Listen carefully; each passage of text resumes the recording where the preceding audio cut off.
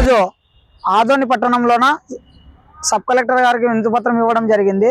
ముఖ్య ఉద్దేశం ఏమంటే ధనాపురం గ్రామంలో ఉన్నటువంటి హై స్కూల్ పాఠశాల రోడ్డు మార్గంలోన విద్యార్థులు దాదాపుగా నాగనాథనహల్లి నుంచి కానీ నారాయణపురం నుంచి కానీ దానాపురం నుంచి కానీ పాఠశాలకు విద్యార్థులు వెళ్ళాలంటే వచ్చేటప్పుడు కానీ వెళ్ళేటప్పుడు కానీ పాఠశాలకు రోడ్డు మార్గంలోన హెవీ వెహికల్స్ రావడం వల్ల విద్యార్థులు చాలా ఇబ్బంది పడుతున్నటువంటి పరిస్థితి ఉంది.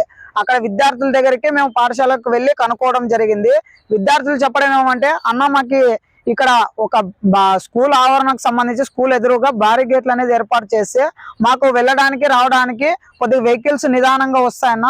కాబట్టి ఎక్కడైతే కర్నూలు జిల్లా వ్యాప్తంగా ప్రభుత్వ పాఠశాలలు ఉన్నాయో రోడ్డు మార్గంలోన వెళ్ళేటటువంటి విద్యార్థులకు భారీ గేట్లు ఏర్పాటు చేస్తే అక్కడ విద్యార్థులకు వెళ్ళడానికి రావడానికి మంచి అనుకూలంగా ఉంటుందనే ఉద్దేశంతోన ఇవాళ విలేకరుల సమావేశంలో మాట్లాడడం జరిగింది.